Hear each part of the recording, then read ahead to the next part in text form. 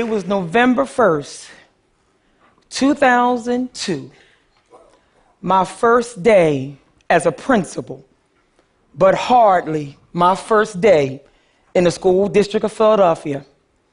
I graduated from Philadelphia Public Schools, and I went on to teach special education for 20 years in a low-income, low-performing school in North Philadelphia, where crime is rampant and deep poverty is among the highest in the nation. Shortly after I walked into my new school, a huge fight broke out among the girls. After things were quickly under control, I immediately called a meeting in the school's auditorium to introduce myself as the school's new principal. I walked in angry, a little nervous, but I was determined to set the tone for my new students. I started listing as forcefully as I could my expectations for their behavior and my expectations for what they would learn in school. When all of a sudden, a girl way in the back of the auditorium, she stood up and she said, "Miss, Miss." When her eyes locked, she said, "Why do you keep calling this a school? This is not a school." In one outburst, Ashley had expressed what I felt and never quite able to articulate about my own experience when I attended a low-performing school in the same neighborhood many years earlier. That school was definitely not a school. Fast forwarding a decade later to 2012, I was entering my third low-performing school as principal. I was to be Strawberry Mansion's fourth principal in 4 years. It was labeled low-performing and persistently dangerous due to its low test scores and high number of weapons, drugs, assaults, and arrests. Shortly as I approached the door of my new school and attempted to enter and found the door locked with chains, I could hear Ashley's voice in my ears going, "Miss, Miss, this is not a school." The halls were dim and dark from poor lighting. There were tons of piles of broken old furniture and desks in the classrooms. And there were thousands of unused materials and resources. This was not a school. As the year progressed, I noticed that the classrooms were nearly empty. The students were just scared. Scared to sit in rows in fear that something would happen. Scared because they were often teased in the cafeteria for eating free food. They were scared from all the fighting and all the bullying. This was not a school. And then there were the teachers, who were incredibly afraid for their own safety. So they lacked low expectations for the students and themselves, and they were totally unaware of their role in the destruction of the school's culture. This was the most troubling of all. You see, Ashley was right, and not just about her school. For far too many schools for kids who live in poverty, their schools are really not schools at all. But this can change. Let me tell you how it's being done at Strawberry Mansion High School. Anybody who's ever worked with me will tell you I am known for my slogans. So today, I am going to use 3 that have been paramount in our quest for change. My first slogan is, If you're going to lead, lead.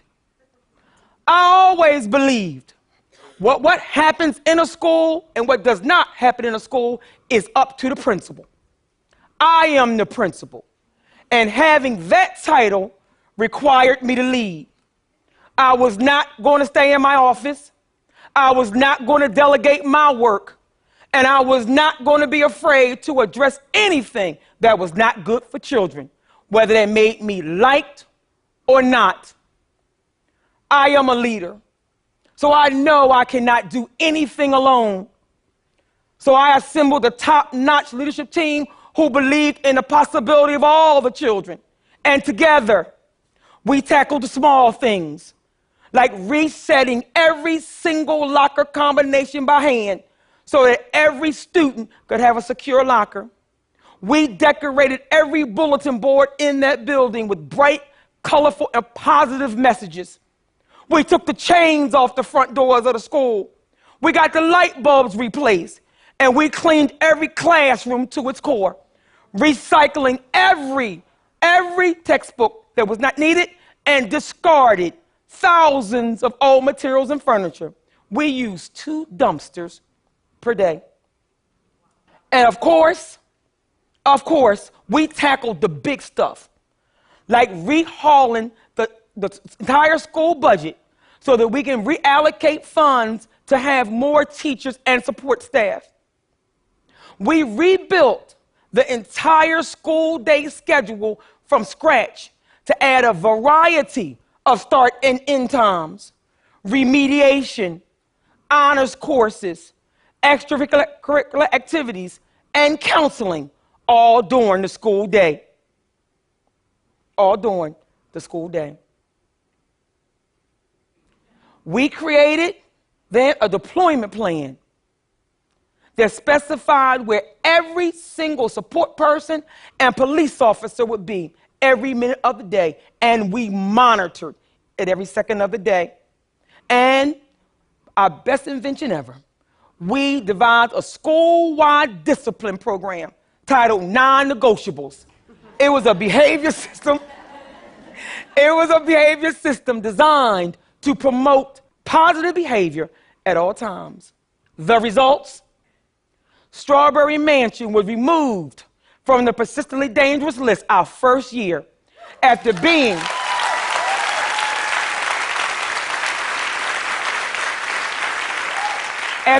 on the persistently dangerous list for 5 consecutive years. Leaders make the impossible possible. That brings me to my second slogan. So what? Now what?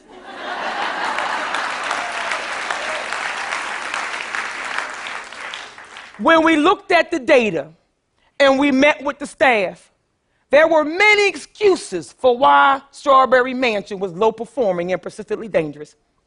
They said only 68% of the kids come to school on a regular basis. 100% of them live in poverty. Only 1% of the parents participate. Many of the children come from incarceration and single-family homes. 39% of the students had special needs. And the state data revealed that 6% of the students were proficient in algebra and 10 were proficient in literature. After they got through telling us all the stories of how awful the conditions and the children were, I looked at them and I said, so what? Now what? What are we going to do about it?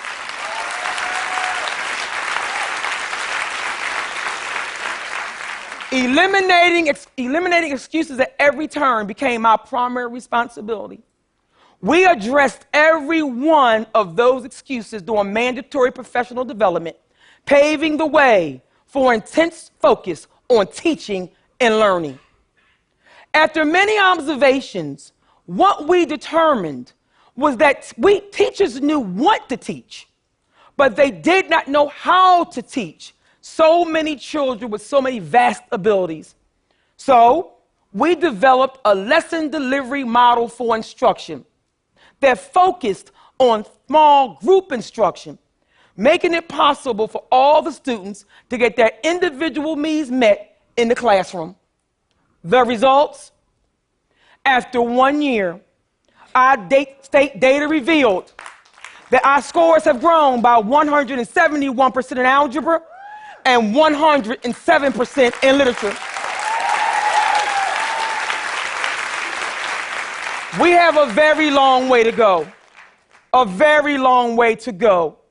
But we now approach every obstacle with a so what, now what attitude. And that brings me to my third and final slogan. If nobody told you they loved you today, you remember I do, and I always will. My students have problems, social, emotional, and economic problems you could never imagine. Some of them are parents themselves, and some are completely alone.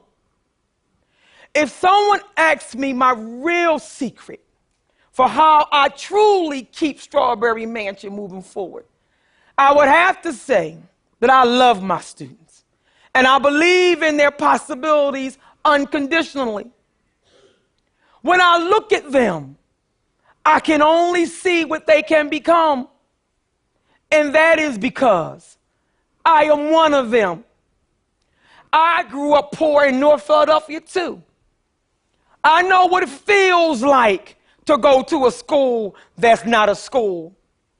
I know what it feels like to wonder if there's ever going to be any way out of poverty.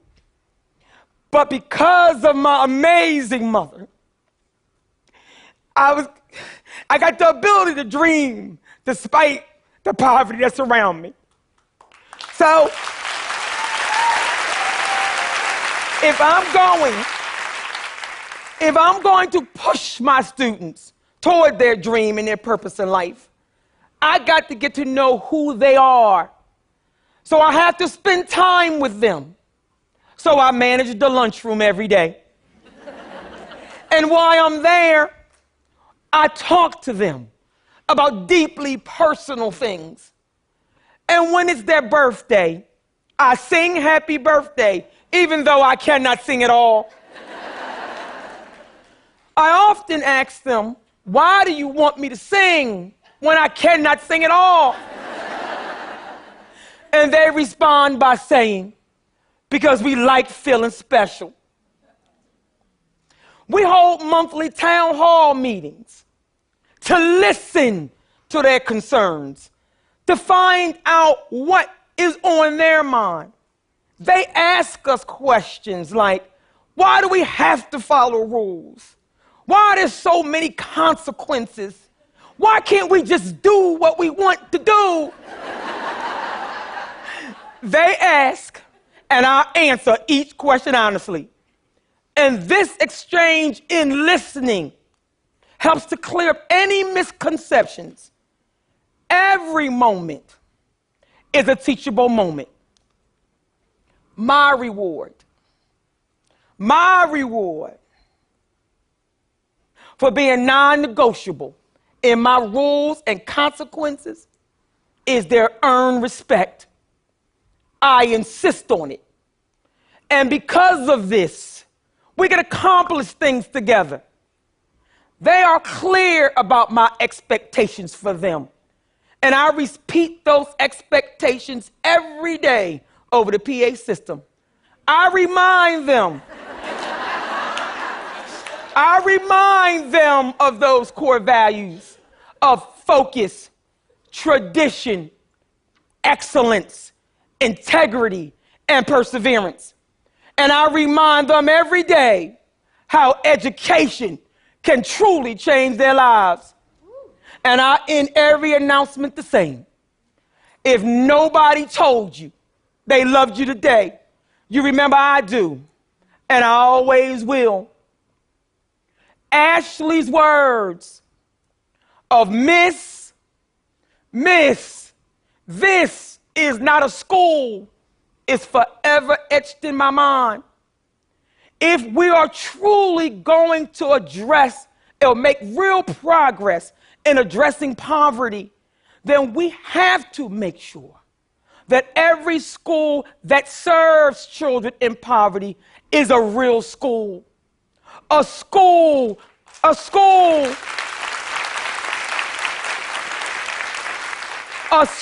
that provides them with knowledge and mental training to navigate the world around them.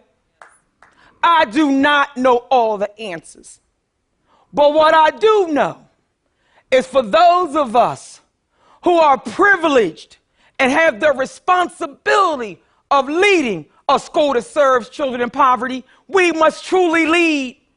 And when we are faced with unbelievable challenges, we must stop and ask ourselves, so what?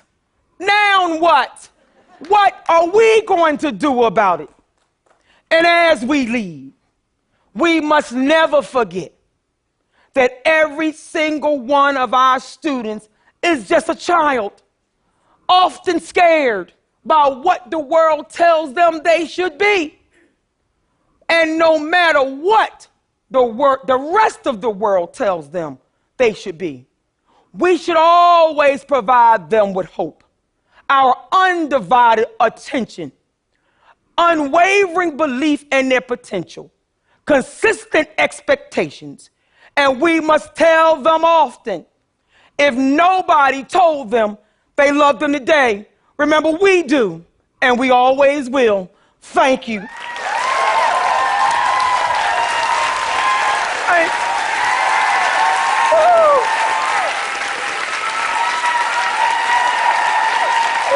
Thank you, Jesus.